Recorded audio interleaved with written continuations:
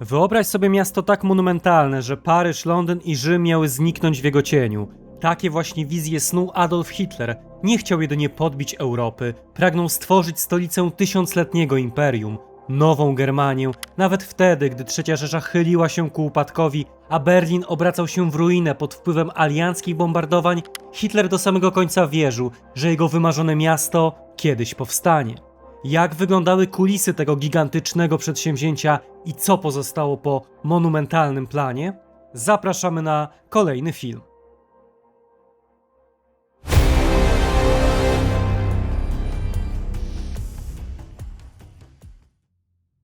Mecenasem odcinka jest Emilia Cieśluk. Partnerem kanału Okupowana Polska jest sklep militaria.pl. Dla Adolfa Hitlera Berlin lat 30. był jedynie stolicą pokonanych Niemiec, miastem, które nie odpowiadało ambicjom przyszłego imperium. Uważał, że nowa potęga potrzebuje również nowej oprawy, monumentalnej architektury, szerokich alei i gmachów, które miały na zawsze świadczyć o sile III Rzeszy. Jak sam podkreślał w jednej z rozmów, Berlin to wielkie miasto, ale wciąż nie jest metropolią z prawdziwego zdarzenia. Taką jest choćby Paryż, najpiękniejsze miasto na świecie, albo nawet Wiedeń. To są prawdziwe stolice. Berlin jest tylko chaotyczną plątaniną budynków. Odpowiedzią na te ambicje miała być Germania, czyli monumentalny projekt, który miał w rzeczywistości być czymś więcej niż tylko przebudową stolicy. Miał być namacalnym symbolem potęgi III Rzeszy. Nieprzypadkowo określano je mianem Welthauptstadt, czyli stolicy świata. W wizji Hitlera, podobnie jak w przypadku wielu innych dyktatorów, architektura nie była jedynie sztuką, lecz także potężnym narzędziem propagandy, mającym wzbudzać podziw, wymuszać posłuszeństwo i budzić respekt. Architektura od zawsze odgrywała w życiu Hitlera niebagatelną rolę. Już jako młody człowiek mieszkający w Wiedniu był zachwycony tamtejszym budownictwem. Podziwiał budynek parlamentu, ratusza czy opery, w której słuchał dzieł Richarda Wagnera. Wszystkie te budynki wraz z reprezentacyjną arterią Ringstrasse uwieczniał na swoich rysunkach, snując przy tym rozmaite wizje przebudowy. Z czasem architektura stała się dla Hitlera czymś znacznie więcej niż tylko przedmiotem fascynacji. Im większą władzę zdobywał, tym chętniej wykorzystywał ją jako narzędzie polityczne, symbol swojej potęgi i sposób oddziaływania na społeczeństwo. To właśnie na niej zamierzał oprzeć wizję nowego świata, którego centrum miała stać się monumentalna Germania. Aby zrealizować swoje wizje, Hitler potrzebował kogoś, kto będzie w stanie to zrobić. Tym człowiekiem okazał się młody architekt Albert Speer, który bardzo szybko zyskał ogromne zaufanie Führera. Choć jego pozycja szybko stała się niezwykle silna, Albert Speer nie należał do grona najstarszych ani najbardziej doświadczonych działaczy nazistowskich. Urodzony w 1905 roku w Mannheim, wywodził się z rodziny architektów, a prawdziwy przełom w jego karierze nastąpił po dojściu nazistów do władzy.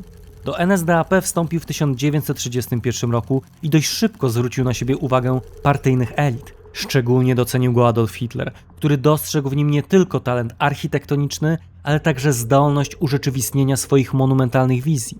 Przełomem stały się projekty oprawy zjazdów NSDAP w Norymberdze, gdzie Speer wykorzystał światło, przestrzeń i architekturę do stworzenia potężnych widowisk propagandowych. To właśnie te realizacje, zwłaszcza słynna Katedra Światła, uczyniły z niego jednego z najbliższych współpracowników Hitlera.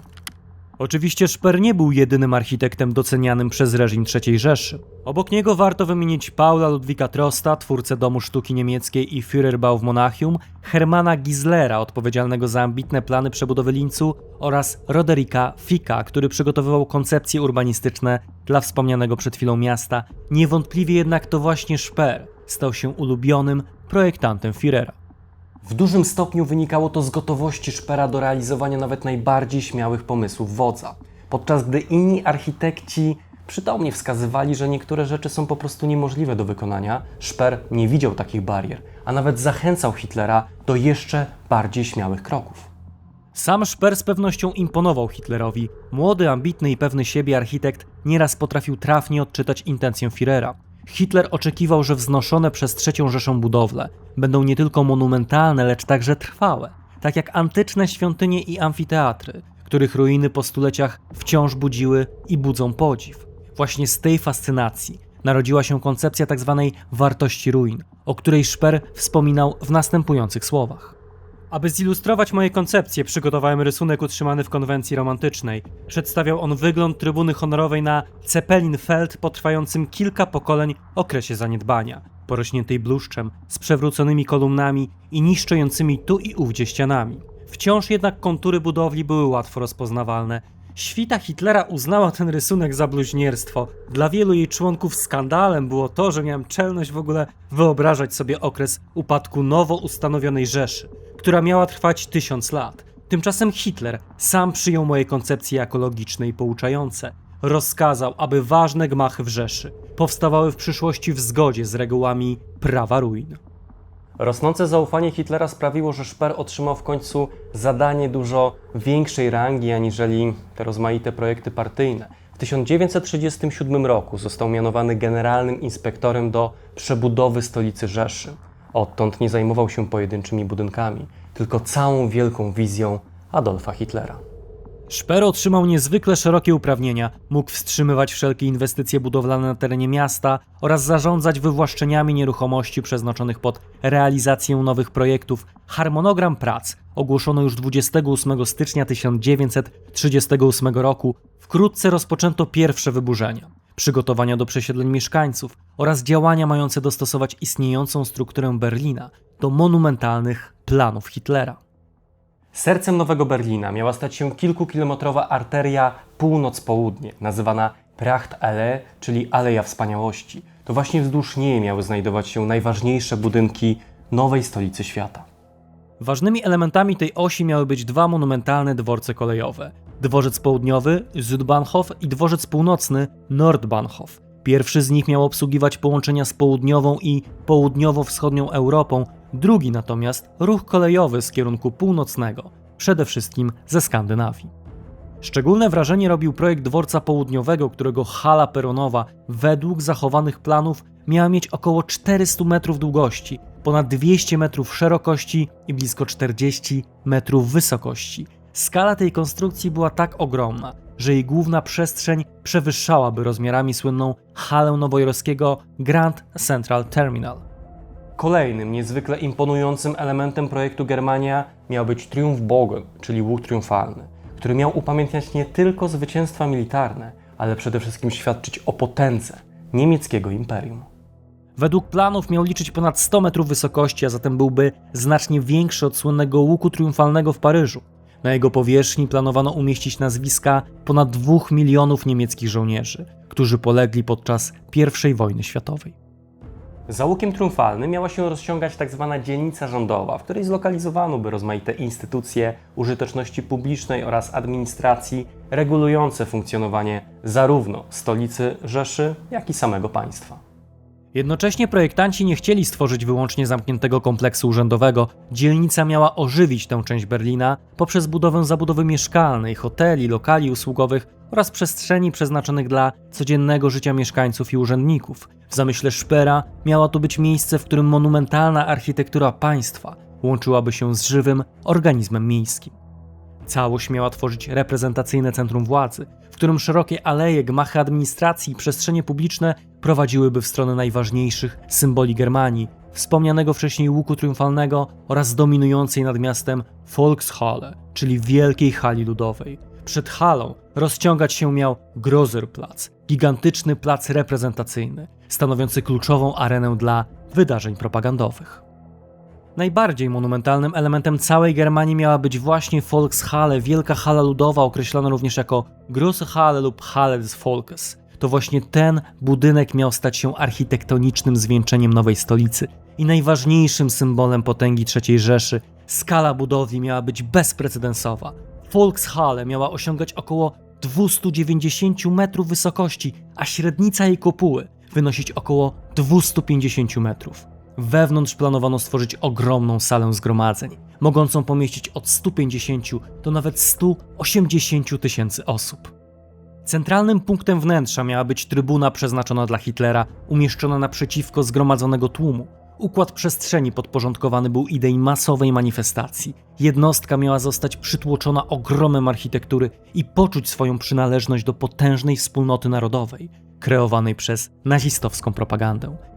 Projekt miał również wymiar symboliczny. Inspiracją dla Hitlera były między innymi rzymskie budowle monumentalne, zwłaszcza Panteon, którego kopuła stała się jednym z punktów odniesienia dla Speera.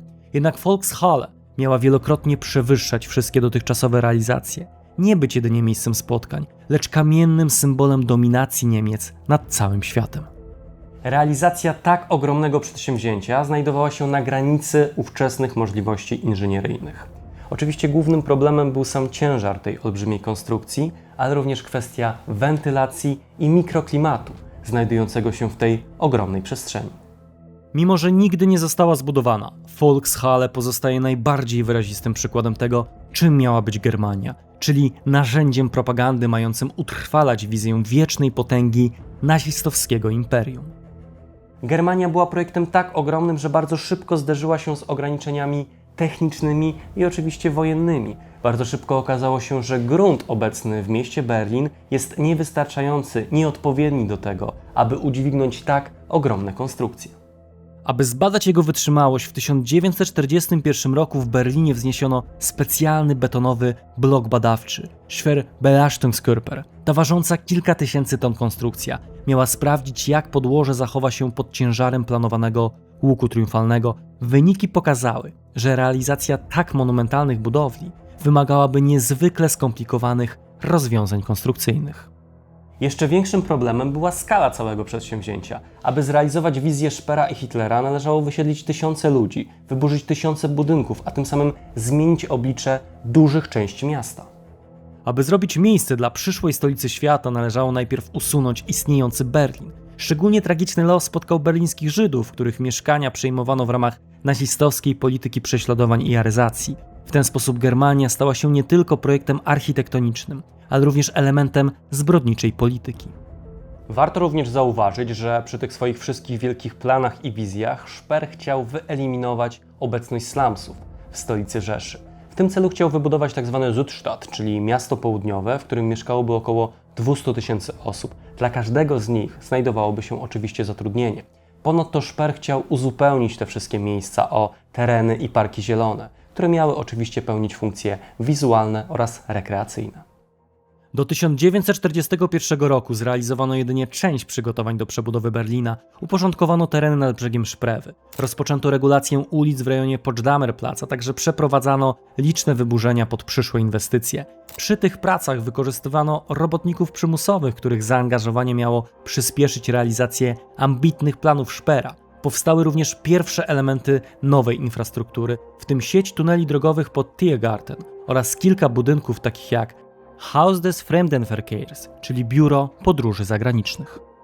Do realizacji nazistowskich wizji architektonicznych bardzo często wykorzystywano przedsiębiorstwa należące do SS. I tak na przykład kamień, który był głównym budulcem dla konstrukcji tworzonych w Berlinie, był wydobywany w takich miejscach jak Karl Dachau czy Karl Grossrosen, czyli przy użyciu niewolniczej pracy więźniów. Z kolei granit, który trafiał później do Wiednia, był wykorzystywany do brukowania tamtejszych ulic, a pochodził z takiego miejsca jak KL Mauthausen.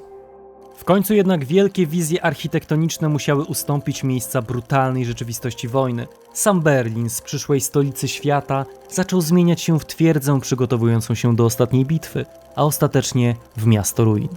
Konflikt, który miał zapewnić Niemcom panowanie nad Europą, stopniowo niszczył państwo, a Germania, pomnik jego rzekomej potęgi, pozostała jedynie niezrealizowaną wizją.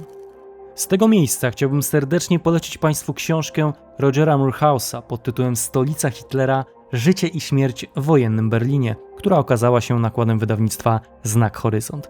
To niezwykle interesująca opowieść o stolicy III Rzeszy, w której autor, korzystając z licznych relacji świadków, pokazuje nie tylko decyzje polityczne i działania wojenne, lecz także codzienne życie mieszkańców Berlina w cieniu propagandy, terroru i nadchodzącej katastrofy. To cenna lektura dla wszystkich zainteresowanych historią tego miasta. A co Państwo sądzą o tym monumentalnym projekcie, jakim był Plan Germania? Czy któryś z budynków zwrócił Państwa szczególną uwagę? Dajcie znać w komentarzach. A póki co bardzo dziękuję za uwagę i do zobaczenia w kolejnym odcinku. Patronami kanału są Emilia Cieśluk, Kuba Szafrański, Hubert Kędziorek, Adrian Giersz, Tomasz Sadurski, Katarzyna Rusnak, Krystian Dziarek, Radosław Kuśmierz, Damian Stasik, Małgosia Drązikowska, Julie Clark, Urszula Babiuch, Paweł Łabno, Ewa Ogrodnik, Marcin Chatys, Michael Fendryś, Dariusz Stelmaczonek, Adrian Flor, Piotr Kośmider, Hubert Walas i Łukasz Papież. Ty również możesz mieć wpływ na tworzone przez nas materiały. Dołącz do nas już dziś na platformie Patronite.